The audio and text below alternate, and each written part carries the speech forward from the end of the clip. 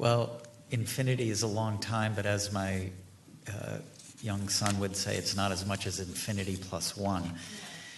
But I think the real, I doubt that, I mean, we don't know, we're speculating, but all we know is that the Department of Health and Human Services has not set an end date for when a new essential health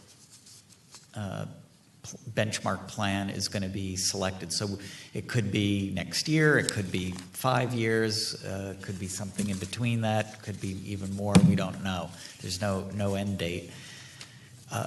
But you mentioned, how does a state get new benefits, new categories of benefits? Number one, as you note, is selection of the benchmark plan. Number two, potentially could be the 1332 waiver. I guess the other way that I know I mentioned is we do have quite comprehensive categories generally of benefits currently in New York. And New York's been a leader, and our benchmark plan is very comprehensive. What we have to keep up with technology, in terms of the categories of coverage that exist, what we have to keep up with technology is the wisdom of the legislature in setting up Article 49. If it's a medically necessary surgery, a medically necessary procedure or treatment, we have the ability to change with the times. And if a health insurer is saying, no, that particular treatment or service or care is experimental because it's new and it's unproven and we're not buying it, that's when you go to an independent medical expert who's going to say, nope, this is state of the art and this is good medicine and we should pay for it as a state. And I think conversely, we've made the determination that if that independent medical expert says, well, it's not really medically necessary or it is unproven medical treatment, then we shouldn't pay for it because it's not in the best medical interest of the patient and of the state to pay for it. So I think there's a big chasm between something that is uniformly and universally believed to be medically necessary and something that is a bad idea. Mm-hmm. I mean, I listed off 19 different pieces of legislation. I think I've been told via text that I missed a couple. And I did always think there were 22 that I had waiting pending before me. One of them that I didn't mention was a bill by Assemblywoman Rosenthal that would mandate in vitro fertilization. Mm-hmm. I skipped that in my list. But it's not medically necessary that somebody have in vitro fertilization. It might just be a good matter of public policy. It's not necessary that returning veterans get a limb when they need to because they're pregnant and their needs change over the course of those 9 months, but it's a really good idea, something we didn't think of because in 2011 we didn't have a lot of combat women returning to the state of New York with that need. It's not necessary that any one of the things that I listed before be medically necessary, but many of them are good ideas.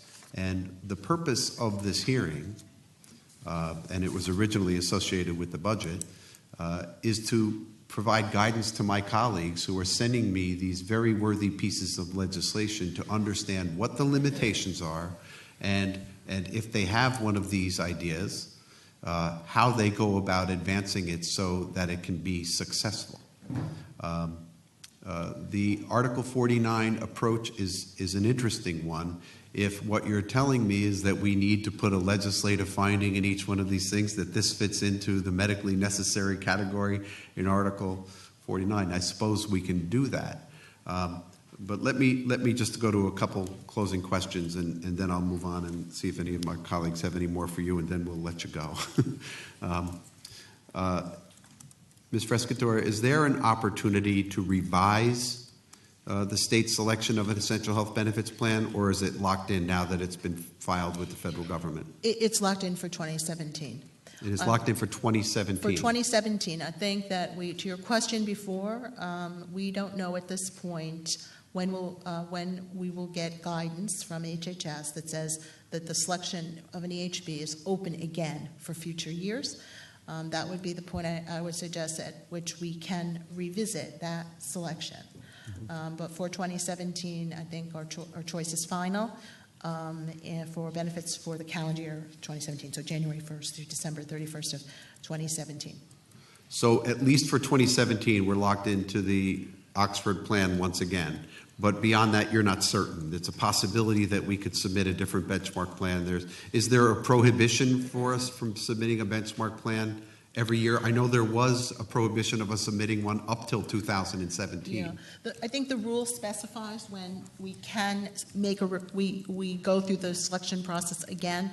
In my opinion, it is unlikely that we won't ever have another opportunity to make a selection.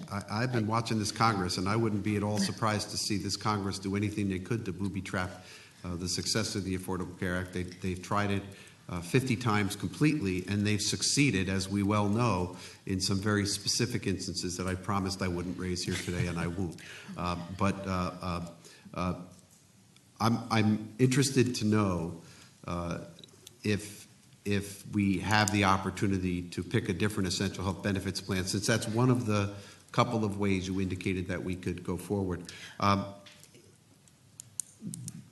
Give me your opinion, either now or later, about a piece of legislation that directs the department, probably the Department of Financial Services. Is that who seeks the waiver? I don't know if it would be DFS or DOH. Okay, so we would direct the appropriate departments to seek a waiver for the purposes of assuring the modernization of healthcare. Is that a waiver that would be permissible in your understanding?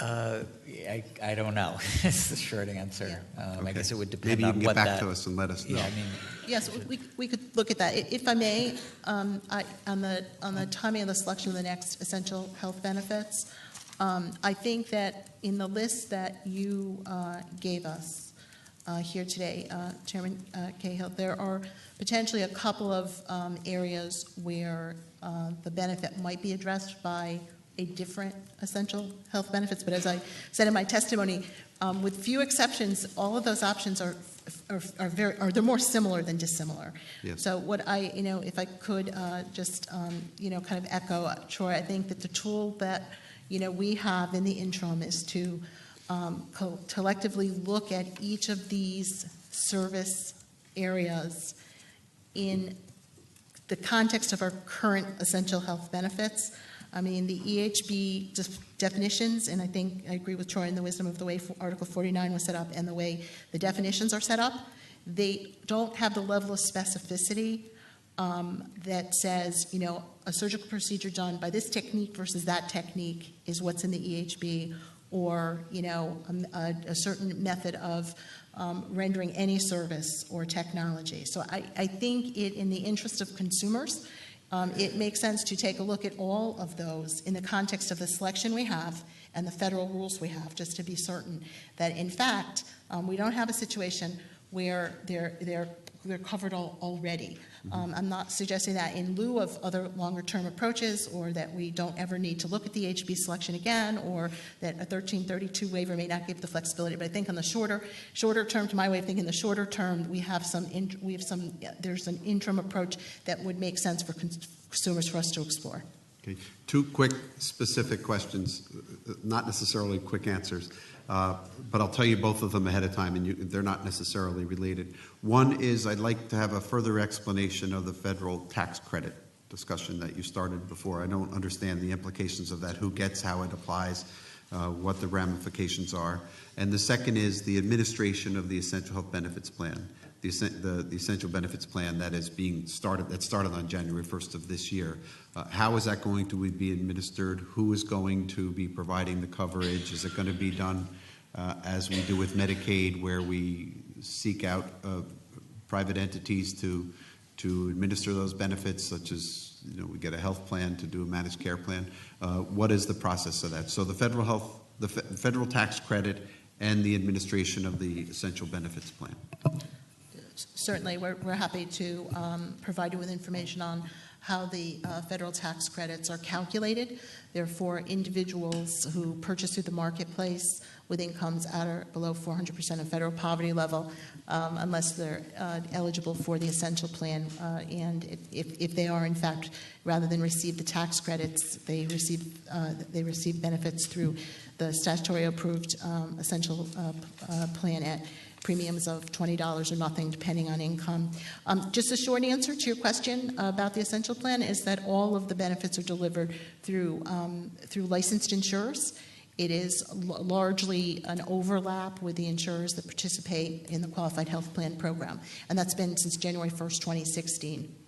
So we've have, I think, a pretty broad array of choice for people who qualify for the essential plan. Okay, thank you, colleagues. Yeah, go ahead. Can you hear me? Yep. Nope. Okay, I think that's better. Troy, I think this question is for you because I think you've referenced it a couple times, the term independent medical expert. And I think it was in the context of questioning whether something belonged in the essential health benefit or not. So help me out because I'm not that familiar. How is that individual arrived at? How is that chosen? The independent medical Yeah, expert? yeah. Is So- it chosen by DFS? Is it chosen by the Yep. plan? Yep. DFS certifies agents that have panels of these doctors. So iPro is one. Okay. And they have independent doctors. They have to go through both a quality assessment as well as a conflict of interest assessment to make sure that they're truly independent. And so they retain these independent physicians, and then when somebody has a challenge to a health plan's determination that coverage is either not medically necessary or that it's experimental and investigational, we get that appeal. It's called an external appeal, and there's certain filing requirements, time frames, and then we send it off to that independent expert, and they make a decision. Okay. That's it. Thank you. Sure. Will? Just very quickly, I mean, kind of following up with the chairman's questions about, healthcare progressing and the advances in technology and whether these would be covered under essential health benefits. Is there anything that you've seen that's glaring, that's being denied by insurers that would, you would say, wow, I thought this wasn't the 10 covered, but maybe they got a claim on that, and maybe the state would want to mandate something like this? Is there something that, you would think, or a normal person on the street might think this is surgery, but somehow you've been successful? The insurer's been rejecting that, and I guess they can't get satisfaction through that 48 procedure? I mean, I can just think of individual disputes where there's an issue about whether something is or isn't medically necessary, whether the in-network doctor is adequate or whether they need to go out of network. As you may know, the legislature just passed this expansive new bill to protect consumers from surprise bills from out-of-network doctors, and part of that bill has a protection for consumers to go out of network if there's not an appropriate provider in network. So we see some of those kind of complaints. I mean, we do get complaints, but there is an appeal process for that coverage, and that's typically how we handle it. I don't know if you have anything to say on.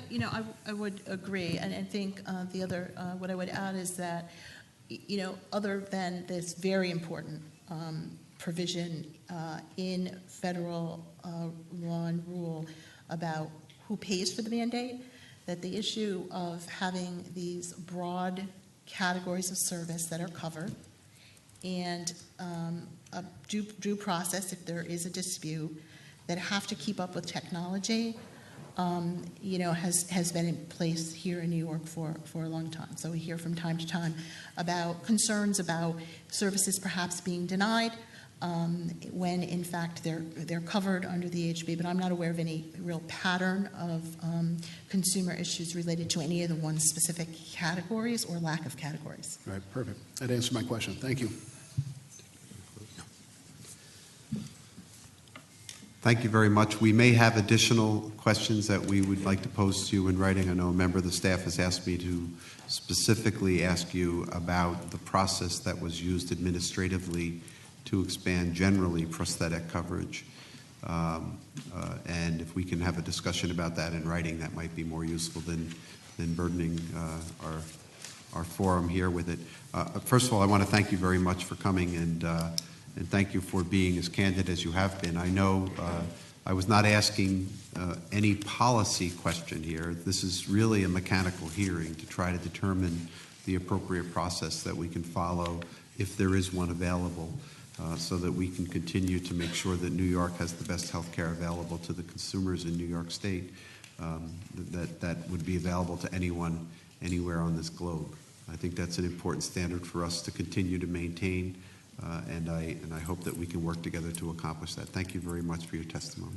Well, I wanted to thank you and the members of the committee. Really appreciate the opportunity. It's an important issue, and look forward to working with you to continue to protect New York's consumers. Thank you. Thank you for joining us.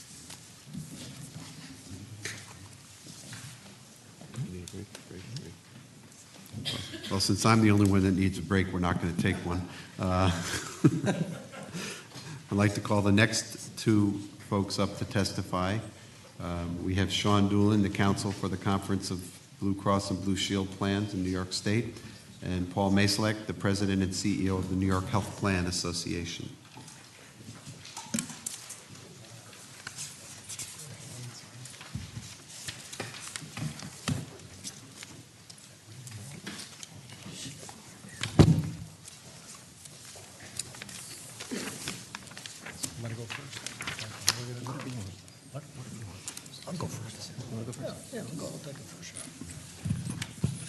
All right, my colleague and I decided I'll go first, and he'll bat cleanup here. I want to thank you for the opportunity to testify. Certainly an interesting topic. I know for Assemblyman Cahill it has been an issue for a couple of years now. I don't know if you did identify yourself when you started to testify, but for the purposes of a transcript, I ask you to identify yourself. Okay, Paul Maslek. I'm president of the Health Plan Association. Thank you, Paul. And again, I'm sorry, if you could pull the microphone closer than you would ordinarily think you need to, because this room does not treat the sound coming out of the sound system very well. All right, I'll endeavor to be brief. I mean, I viewed the federal goal of ACA as trying to come up with a comprehensive benefit package that afforded standardization, which has been a key goal of HHS and the state for consumers to do a apples-to-apples comparison. And then I think another part of the federal goal was a nod to affordability in terms of the essential health benefits, in terms of trying to base the benefits off of a typical plan in the given state, region, et cetera. And that was one of the bases that the IOM, which was a consultant to HHS, utilized in terms of coming up with their basic recommendations. An unintended consequence of the essential health benefits we saw in 2014, when because of the comprehensive nature of benefits, a number of plans that were on the market that had less benefits and less costs were eliminated. So consumers got more benefits, but also got substantial premium increases, and I think some of you can remember that particular experience. An intended consequence, though, of the law is a reduction in new benefit mandates. As Assemblyman Cahill pointed out, whether it's 19 or 22, there are an ongoing number of mandates that we characterize as benefit mandates, process mandates, et cetera. We think all of those affect affordability, and that is a major concern.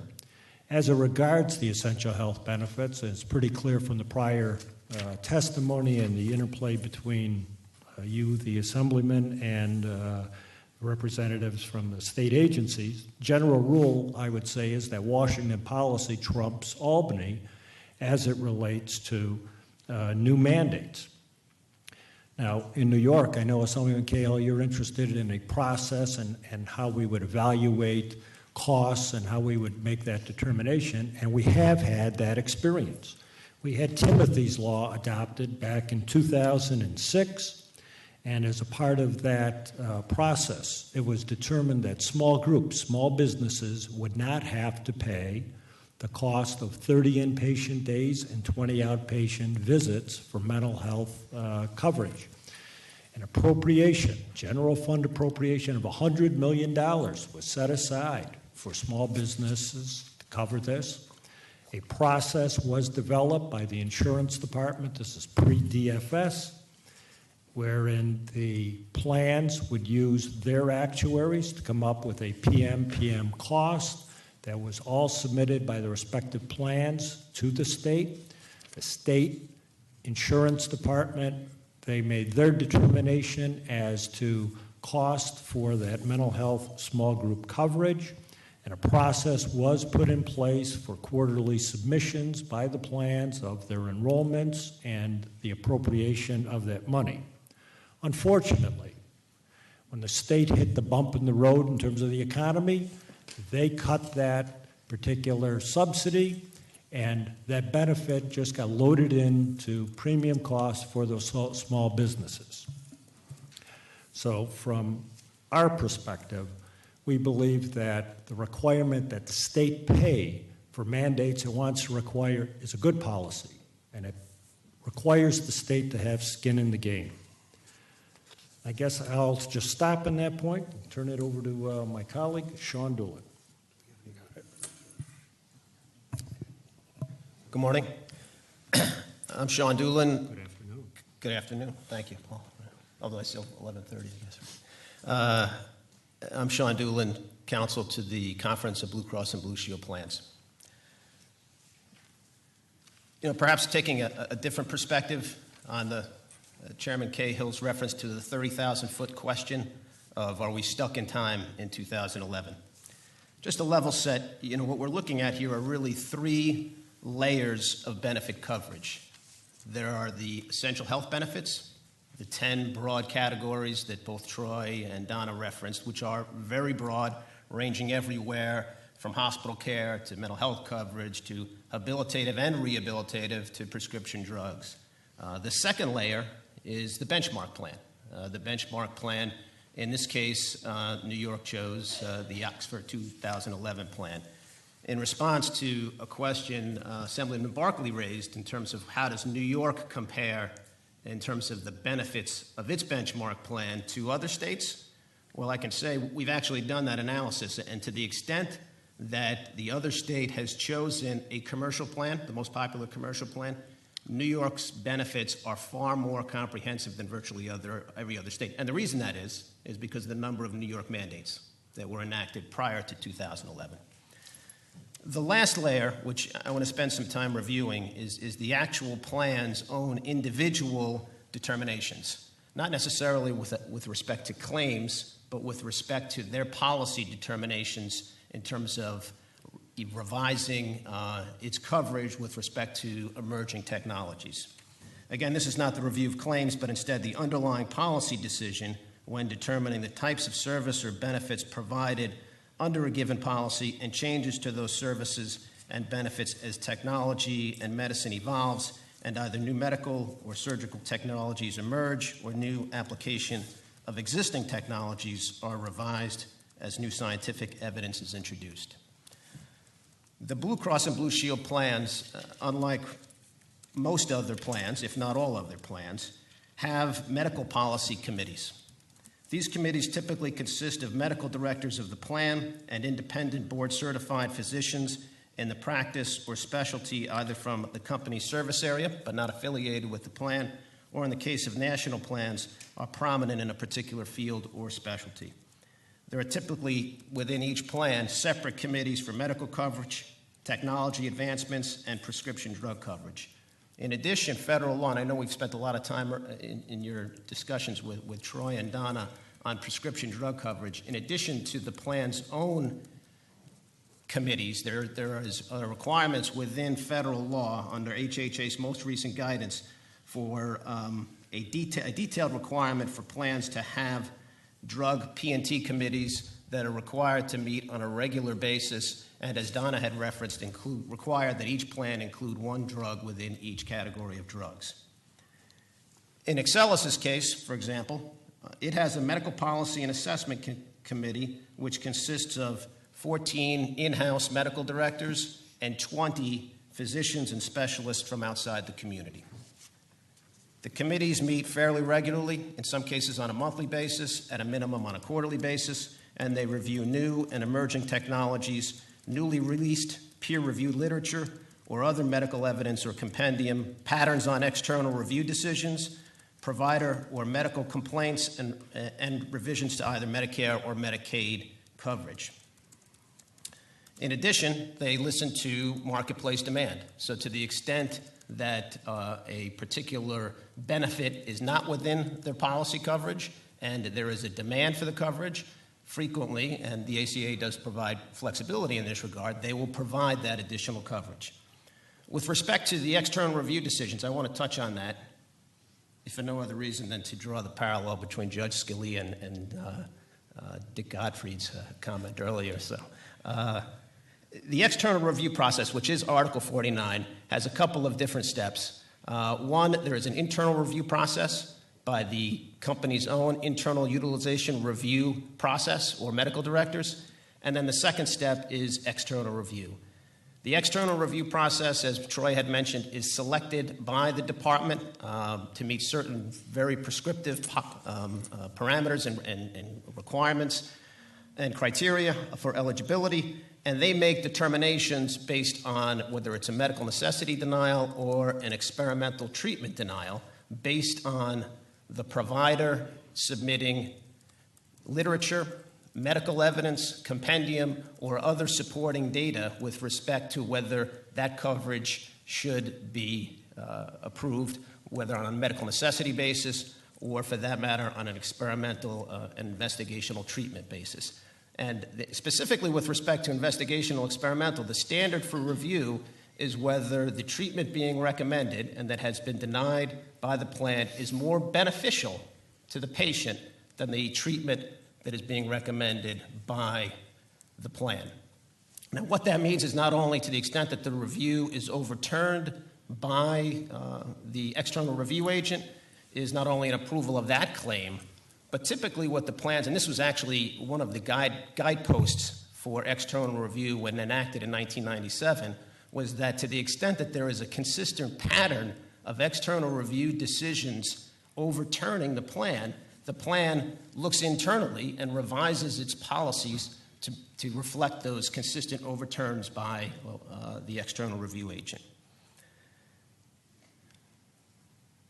With respect to a new drug, for example, the way the committees would work outside the external review process, if a new drug has been recently approved by the FDA, is accompanied by provider compendium or literature recommending the appropriate use of the drug, the committee will review the literature and in turn recommend revisions to coverage.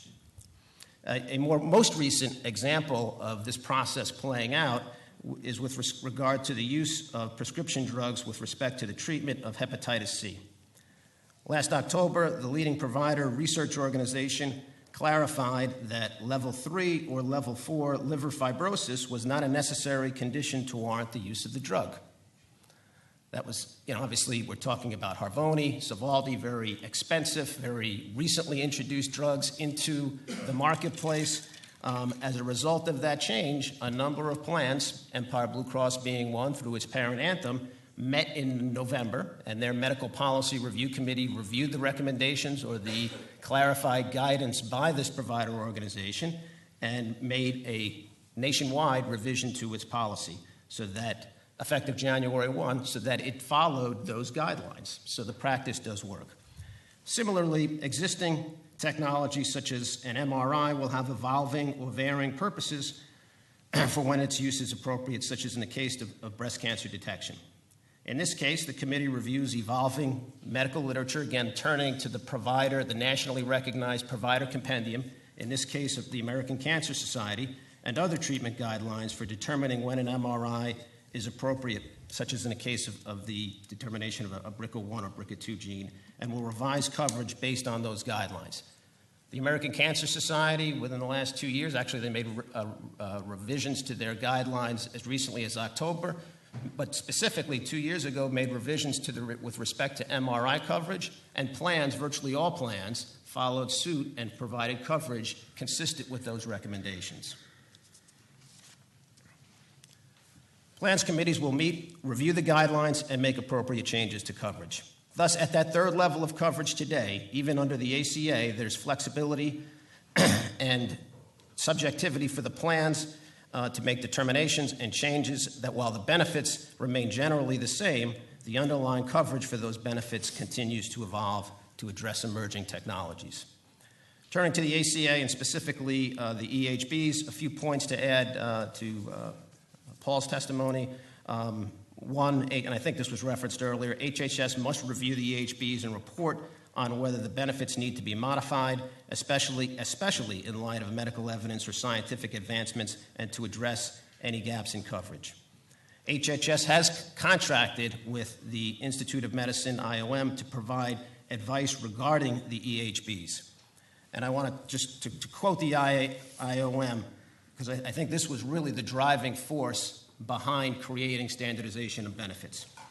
The IOM concluded, because state mandates are not typically subjected to a rigorous evidence-based review or cost analysis, cornerstones of the committee's criteria, the committee does not believe the state-mandated benefits should receive any special treatment in the definition of EHB and should be subject to the same evaluation as any other benefit. The plans, by and large, if not across the board, use that same rigorous, evidence-based, peer-reviewed analysis when determining whether coverage should be provided. And to put an exclamation point, and Paul touched on this as well, in 2014, when the individual policies became compliant with the ACA, much press and popularity, justifiably, was directed at the reduced cost of coverage for New York's individual policies as being 50% less than the cost of coverage prior to the implementation of the ACA. That was driven, and the popularity of those policies skyrocketed. Prior to 2014, there were 13,000 statewide, 13,000 individual enrollees in the individual market amongst all plans. Today, the most recent number is on the commercial side, the QHP side, 700,000. The reason that, in my judgment, the primary reason, if not the exclusive reason why the policies were more affordable and in turn led to greater coverage is that New York created greater flexibility in the individual benefit package. Prior to 2014, there was one package, one very comprehensive, very lucrative benefit package that every commercial insurer and every HMO was required to offer in the state, and that was it. It was exclusively that benefit package, which was, to your point, Chairman Cahill, was developed in 1996. Just through the offering of additional coverage, that created greater flexibility of benefits and in turn greater demand. That's what led to the reduction in premiums from 2013 to 2014. In conclusion, the ACA and subsequent regulations afforded HHS the flexibility to revise the essential health benefits. Likewise, health plan medical policies also adapt to emerging technologies and changing treatments. Approving new mandates, which are not evidence-based and peer-reviewed, will only exacerbate the challenge individuals and businesses face in affording coverage. And we ask the committee to be prudent in mandating any additional coverage.